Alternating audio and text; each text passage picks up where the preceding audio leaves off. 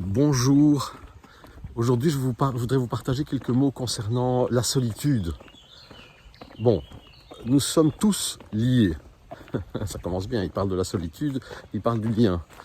Nous sommes tous liés et ces liens dépassent notre entendement.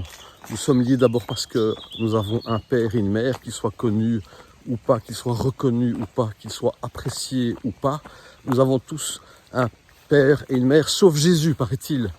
Il serait le Fils de Dieu, le Père déjà est dénigré, et la Mère est la Sainte Mère. Donc comme il n'y a pas de Père, certainement il est le Fils de Dieu, et il est la représentation même de Dieu.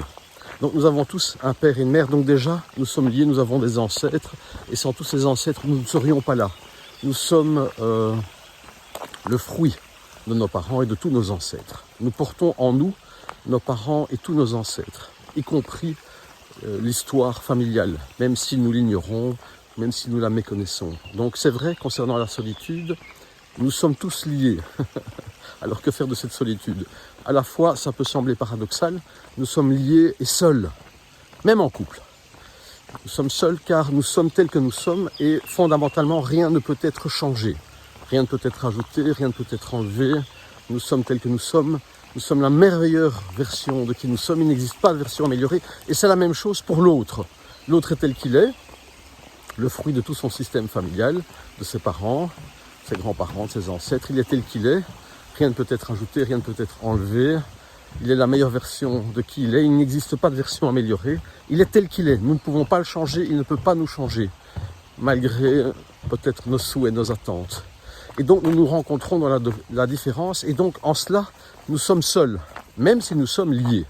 Nous sommes liés, nous sommes en lien, nous nourrissons ce lien à travers différentes dynamiques.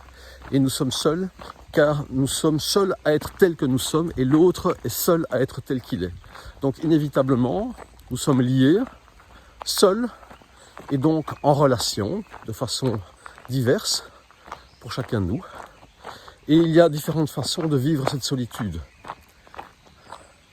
Voilà, on peut être dans la souffrance par rapport à cette solitude. Nous sommes dans la souffrance par rapport à cette solitude si nous sommes dans l'attente. Et quand nous sommes dans l'attente, comme l'objet de l'attente est toujours extérieur à nous-mêmes, nous ne pouvons jamais l'embrasser, jamais l'atteindre. Jamais. Tous nous le savons, nous l'avons expérimenté, nous l'expérimentons et nous l'expérimenterons certainement encore. Et donc, dès qu'il y a attente, dès qu'on voudrait que les choses soient autrement qu'elles ne sont, que l'autre soit différent, que nous soyons autrement, que les liens soient différents, que les circonstances, les dynamiques soient différentes, que la vie, le travail, le monde soient différents, nous sommes dans la souffrance. Et alors c'est une solitude qui est douloureuse.